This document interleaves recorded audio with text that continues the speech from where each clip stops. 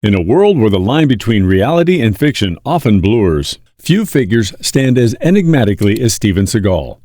Renowned for his martial arts prowess and a Hollywood career boasting action-packed classics, Seagal's journey is a curious blend of triumphs and controversies. But beyond the silver screen, a more complex narrative unfolds, one of a man whose larger-than-life persona has attracted both admiration and ridicule in equal measure. Was Steven Seagal the most disrespected man on the planet? Delves into the life of this polarizing figure, exploring the reasons behind the persistent disrespect he faces and questioning whether he truly deserves his controversial reputation. When discussing the most delusional celebrities, Steven Seagal inevitably comes to mind. Once a somewhat respected martial artist and actor, he is now infamous for his dreadful straight-to-DVD movies, his admiration for Eastern European war criminals, and most notably, his outrageous lies. Seagal has made claims such as fighting and defeating the Yakuza for rights to a dojo, working and helping train CIA operatives in the 1970s, and being the first private citizen to destroy a nuclear device, an assertion that even appears on his official website. His tall tales also include boasting about intimate encounters, like saying, "Bro, I totally had sex with 5 girls last night. I swear." Seagal's mother described him as a skinny, small child who had asthma. Ironically, he became an overweight, airheaded, washed-up actor. Seagal was born in Lansing, Michigan, to a mother of Irish descent and a father of Russian Jewish descent. Despite not being a Mongol, as he often claims, he states, "I'm Russian. My family is from Vladivostok in Belarus." I love Russia and I am trying very hard. And insists, "I'm a Russian Mongol." Seagal has used his Russian heritage to foster relationships with Eastern Bloc leaders, including Vladimir Putin of Russia and Alexander Lukashenko of Belarus, who are often referred to as Europe's last dictators. In his delusion, Putin orchestrates hockey games with top players where he scores multiple goals. Seagal has also commented on the ongoing conflict, but that's another matter. He isn't famous for his supposed descent from Genghis Khan. He is known for his martial arts skills. Seagal is a master at Aikido, a martial art that sparks mixed opinions. Some consider it legitimate, while others say it's as fake as Seagal's hairline. Regardless of stance on Aikido, it's hard to ignore the staged nature of Seagal's demonstrations in Russia. Just look at him. He appears completely uninterested. In the 70s, Seagal moved to Japan to teach Aikido, where much of his questionable lore originated, since verifying stories from the 1970s in Japan was challenging. You'll have to take his word that his tales from that time are true. He taught Aikido in Japan, became a master, and then returned to California to teach until Hollywood came calling. He seized the chance to become a movie star in the late 80s and early 90s, appearing in notable films like Above the Law, Out for Justice, and Under Siege. If I find out you're lying, we'll come back and kill you in your own kitchen. While these films were not critically acclaimed, they performed well at the box office and propelled Seagal to stardom. He became so famous that he hosted SNL and is now remembered as the worst host in history. Were you there for Steven Seagal? Yes, you were. Yes, no, yes. Seagal is widely and unanimously considered the worst host ever on SNL.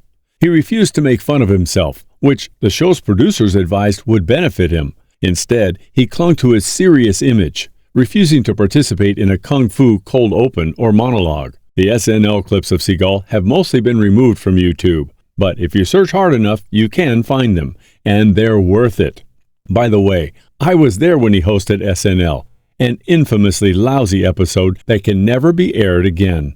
He wrote a scene for the show's end involving stunt performers and a flight sequence in a banquet room. Many people consider me, one of the great masters in my own field. Ultimately, he turned to the camera and declared, "This is what happens when you pollute the planet."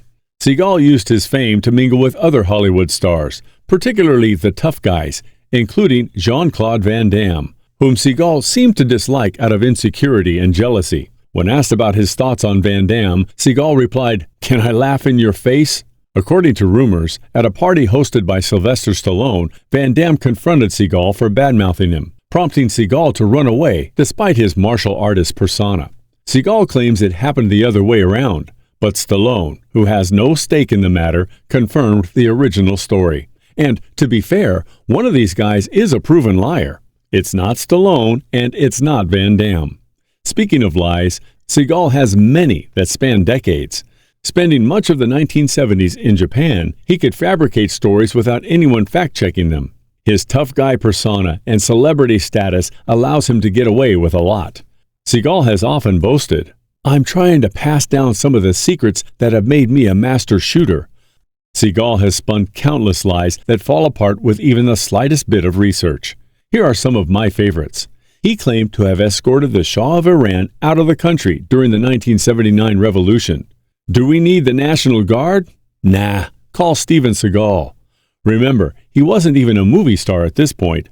Another tale involves a white dog warning him that his dojo was on fire, only for the dog to disappear when he tried to thank it.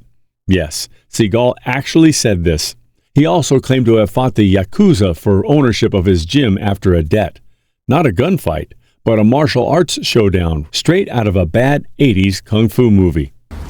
It's kind of like, taking a screwdriver to a gunfight. And pig. Seagal's smaller lies include claiming he moved to Japan in 1968, despite records showing he attended California University then. He likely moved to Japan sometime in the 1970s, but the exact year can't be confirmed due to Seagal's conflicting reports. Many of his lies resemble the plot of a second-rate karate movie you'd find on TV at 2 in the morning. I don't think he's a liar in the traditional sense. He lies so much that he's like George Costanza, believing his own fabrications. Delusional perfectly describes him. He's the big oaf who doesn't realize he's the butt of the joke.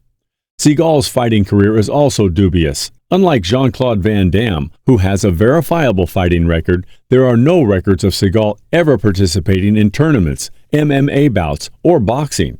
You're left to take his word for all his epic stories. Another rumor is that after Seagal claimed no one could choke him out, Gene LaBelle accepted the challenge and choked him out, causing Seagal to soil himself.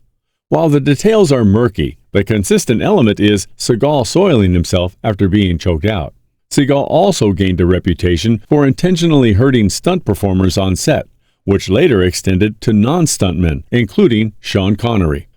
Steven Seagal? Oh, sure, yeah. We were going to do a film called Never Say Never Again, and there was a possibility I was going to do Aikido. I contacted Steven, and we trained in the building where I had an apartment. He was perfect, and I got a little cocky because I thought I knew what I was doing. Then I got a bit flashy, and he broke my wrist.